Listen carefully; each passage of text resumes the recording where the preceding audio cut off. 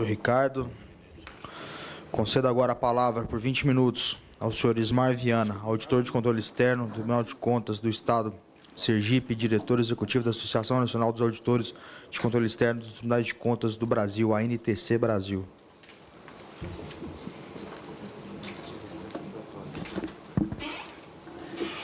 Bom dia, presidente Lucas Vigílio, o relator Goulart, o conselheiro do TCE Piauí, conselheiro substituto Jailson Fabiano, presidente lá do TCM Goiás, Joaquim Castro, o colega doutor de controle externo lá do TCM São Paulo, Ricardo, e o Júlio Marcelo, procurador junto ao TCU e presidente da Ampicom, em nome de quem eu saúdo cada um dos procuradores do Ministério Público junto aos Tribunais de Contas do Brasil, e saúdo cada auditor de controle externo deste país em nome da colega aqui presente do TCM Goiás, Valéria Sampaio.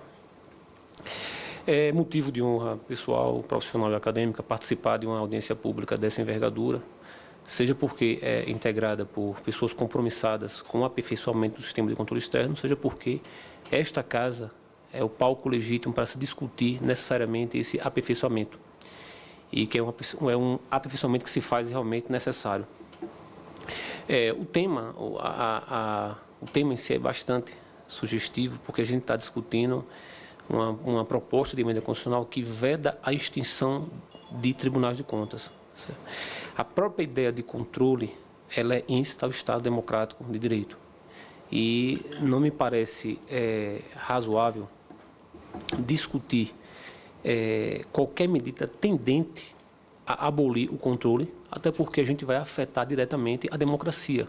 E o povo deixa de ser representado porque não teremos controle. Feito essa abordagem inicial, quero enfatizar aqui que nós, integrantes da ANTC, nós, apesar de sermos uma entidade eminentemente classista, nós voltamos os nossos interesses, nós vocacionamos a nossa atuação ao aperfeiçoamento do sistema de controle externo. E é justamente pautado nessa premissa que nós participamos desses debates em torno não só das questões que atingem diretamente a auditoria de controle externo, mas como o sistema como um todo. Por quê? Porque nós entendemos que o sistema ele não pode ser abalado em nenhuma das suas estruturas. Nós temos dentro do sistema de controle externo 3 funções, certo? Que são independentes do ponto de vista do plano da hierarquia e do plano da independência funcional, que é a função auditorial, essa que é exercida pelos auditores de controle externo, e se aqui estamos para falar da essencialidade dos tribunais de contas, nada mais do que justo do que tratarmos individualmente dessas 3 funções. A função do parquê, que é do Ministério Público junto aos tribunais de contas, e não dentro de, e que se isso fique bem claro, não por outra razão que nós defendemos que a autonomia plena é condição de regular a atuação do próprio Ministério Público junto aos tribunais de contas, e a função judicante, que é a função desempenhada pelos conselheiros e ministros, titulares e substitutos, aqui representado pelos conselheiros Joaquim Castro pelo conselheiro Joaquim Castro e pelo conselheiro Jailson Fabiano. Pensar em tribunais de contas tão somente vocacionado à atividade de controle, me parece que já está superada essa discussão. Hoje os tribunais não são vistos tão somente com a visão de fiscalizar. De fato, principalmente, essa é a atividade dos tribunais de contas. Mas eles figuram, como bem pontuado pela própria Atricom, como agentes indutores de implementação de políticas públicas. Por quê? Porque os tribunais, eles figuram, ou seja, o processo de implementação de políticas públicas, ele não se exaure tão somente na implementação, muito pouco na execução e mais ainda no controle. Ou seja, faz necessária uma comunicação intersetorial entre quem implementa, quem executa e quem controla. E aí, conselheiro Jailson, o senhor pontuou bem a questão do ressarcimento ao erário. Os tribunais têm um papel relativamente importante, ou substancialmente, melhor dizendo, importante, no sentido de fazer retornar ao erário aquele valor desviado. Só que a missão hoje dos tribunais de contas, eu digo que poucas instituições tem maior razão de existir em relação à prevenção e à repressão ao desvio de recurso público do que os tribunais de contas. Porque nós temos uma estrutura voltada a agir independente de provocação, ao contrário do Poder Judiciário, que precisa dessa provocação. Então, quando a Constituição diz lá que quando usa o termo auxílio, usa o termo na condição, como diz o próprio ministro Carlos Brito, sergipano, de onde venho, é uma necessariedade participativa, não há qualquer interpretação que possa remeter à subalternidade. Então, assim, quem tem o know-how, quem tem a competência técnica para fazer esse tipo de trabalho é o Tribunal de Contas. Então, a titularidade do controle é do Poder Legislativo. Então, essa atividade é feita por meio dos Tribunais de Contas. E aí, quando se discute a vedação, tem que se vedar a extinção aos tribunais, me parece que se coloca em xeque a essencialidade dos Tribunais de Contas. E essa é a razão pela qual estamos aqui, para demonstrar que somos, de fato, essenciais. Somos, de fato, essenciais não apenas do ponto de vista da prevenção ao desvio, que esse é o nosso papel muito bem desenvolvido hoje pelos 33 Tribunais de Contas do Brasil, que temos um fora do sistema, que é o TCM Ceará, e não há, como bem pontuado pelo conselheiro Jailson, que nos preocuparmos tão somente com o recurso desviado. A gente precisa prevenir o desvio, porque em época de escassez de recursos, nada mais do que importante tentarmos evitar que isso ocorra. Mas por que é que os tribunais de contas enfrentam essa crise de legitimidade, essa crise de acreditação social? Isso é fruto, essa crise de legitimidade, ela afeta as instituições públicas como um todo, as instituições republicanas, e atinge com maior agressividade os tribunais de contas. Mas por qual razão se deve a isso? Talvez porque não somos tão conhecidos como o próprio Ministério Público. Em pesquisa recente realizada pela Tricom, eu insisto sempre em tratar disso em qualquer oportunidade que me permita me fazer presente, menos de 1% dos brasileiros conhecem os tribunais de contas. Esse dado é extremamente preocupante e isso aí reforça talvez esse descrédito, não porque exista uma disfunção institucional. E é preciso que a gente diferencie bem a disfunção dos tribunais, e aí pontuou muito bem o conselheiro Joaquim Castro, quando disse que o TCM prestava relevantes serviços aos cidadãos cearenses, certo? Aos mantenedores do aparato estatal, e as disfunções de integrantes de qualquer das três funções, e não somente do integrante do colegiado, até porque um procurador pode desviar, um auditor de controle externo, um membro do colegiado pode eventualmente desviar. E aí, essa crise veio ganhando força desde as manifestações de 2013, lá em julho de 2013. Por quê? Porque tentou-se atribuir a ineficiência da prestação de serviços públicos a algum órgão. E a gente precisa encontrar de quem foi a culpa.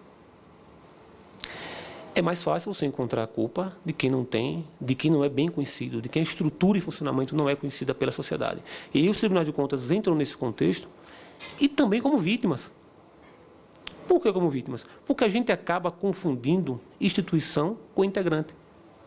E aí, quando há qualquer desvio de algum integrante, a gente vai questionar, então vamos distinguir, como se essa solução simplista fosse resolver. Como se isso por si só fosse fazer com que o cidadão passasse a acreditar nas instituições de controle como um todo. Mas o próprio cidadão,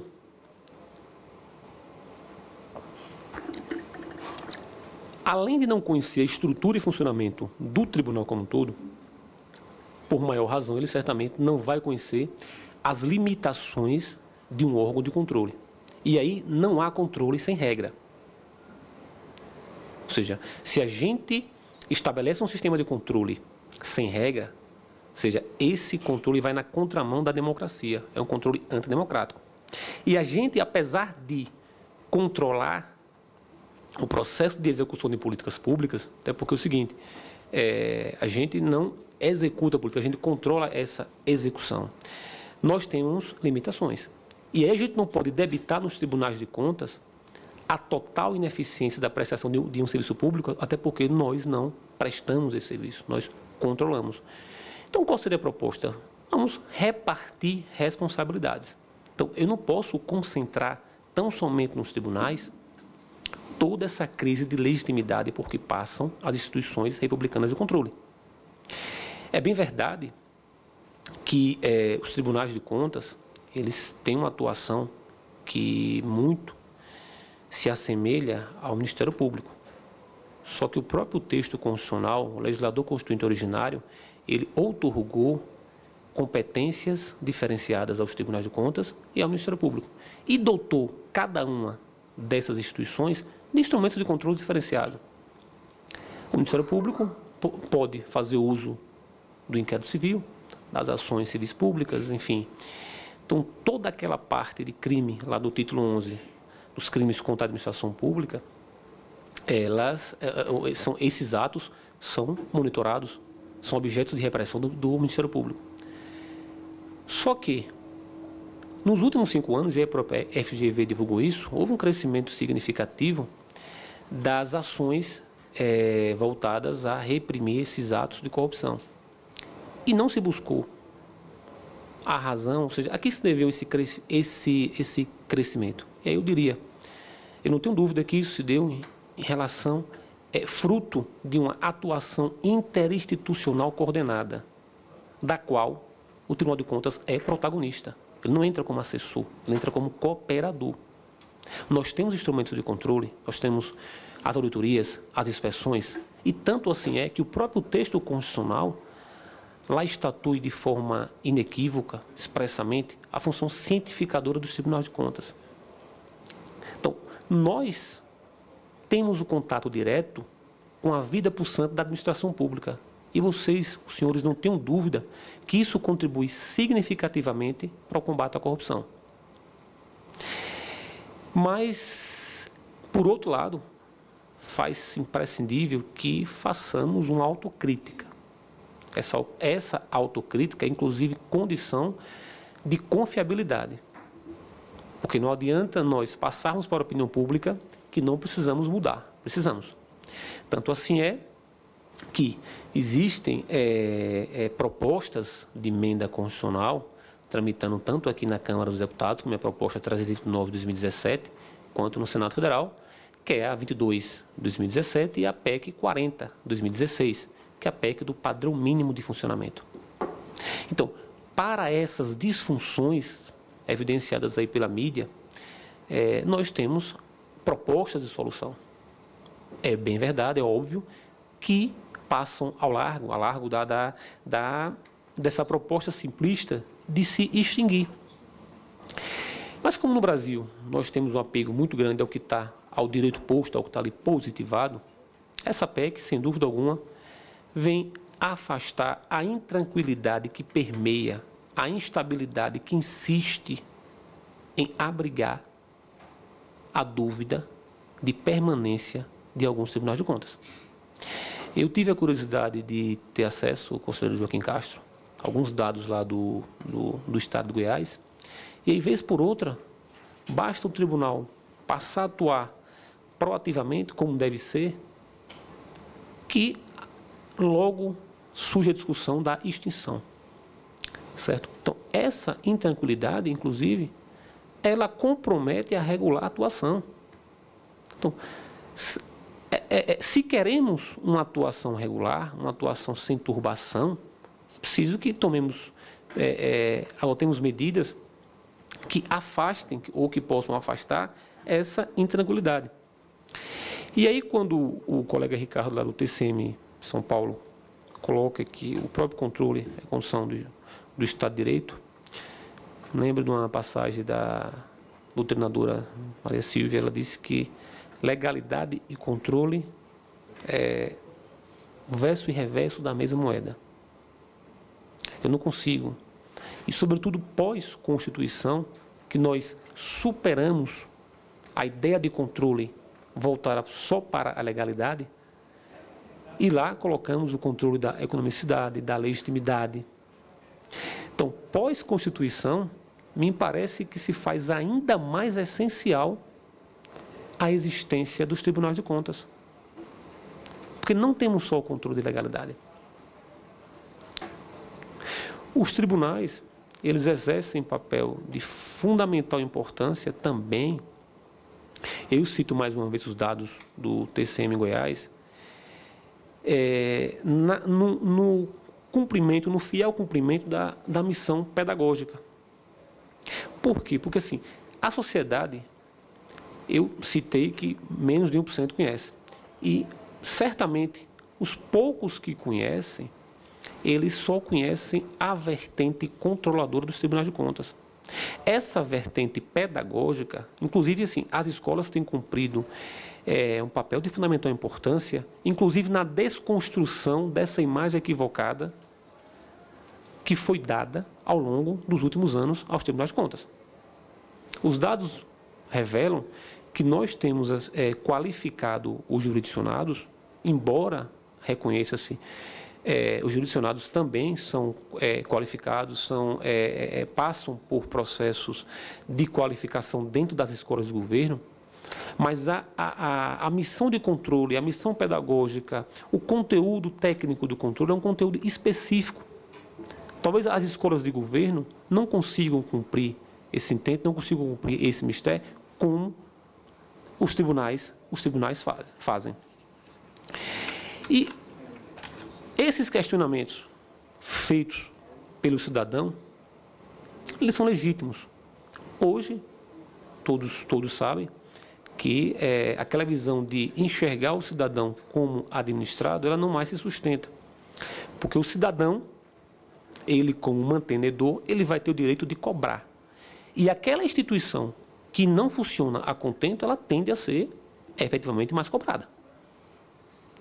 Mas o que estamos aqui a discutir é que os tribunais de contas, embora tenham sido vítimas, ou melhor dizer, objetos desses questionamentos, eles têm prestado muito bem o seu papel, com as suas eventuais disfunções, como eu disse, e aí nós trazemos a proposta aí das PECs que estão tramitando tanto aqui na Câmara quanto no Congresso, como proposta de solução para essas disfunções. O conselheiro Jailson colocou que se discute hoje, em sede da própria TRICOM, lá na PEC 22, né, a forma de composição e ingresso do colegiado. Eu recorrentemente digo isso, tenho sido até insistente nessa linha.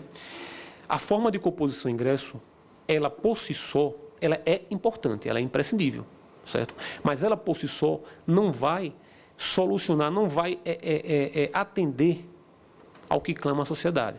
É preciso que a gente estabeleça mecanismos de controle para que o controle não seja objeto de manejo de ninguém. E aí, ainda que coloquemos um quadro eminentemente técnico, é da natureza humana, e aí o próprio Montesquieu já traz isso, que quem tende a ter o poder, ou quem tem o poder tende a abusar. Então, o que precisamos, é a instituir mecanismos de controle que impeçam quem quer que seja de fazer uso das instituições para exploração de benefícios de interesses pessoais. E aí a PEC 40, ela traz diversos pontos nesse sentido. O órgão de auditoria de controle externo, só para que os senhores possam ter uma noção por cima do que seria, basicamente, nós somos tão desconhecidos que, se não se conhecem os tribunais, muito menos a estrutura e o funcionamento. É por isso que a gente tem que se reafirmar nesse sentido. E aí o órgão de auditoria, ele não pode funcionar com qualquer vínculo de subordinação hierárquica com a função judicante. Porque, assim como no processo penal, há direitos subjetivos dos gestores públicos. E esses gestores, eles são detentores de direitos. Então, não se admite hoje, e isso por isso que essa PEC 40 vem trazendo isso, qualquer interferência da função judicante na função de auditoria, ou seja, quem lança luz nos fatos. Por quê? Porque é condição hoje de acreditação social que os tribunais funcionem com total independência, com total isenção. E essa isenção, a nosso sentir, o sentir da ANTC, dar-se-á com essa modificação da estrutura de funcionamento para que os tribunais possam continuar garantindo com ainda mais qualidade a prestação dos relevantes serviços públicos de controle. Muito obrigado. Muito obrigado, senhor Ismar Viana.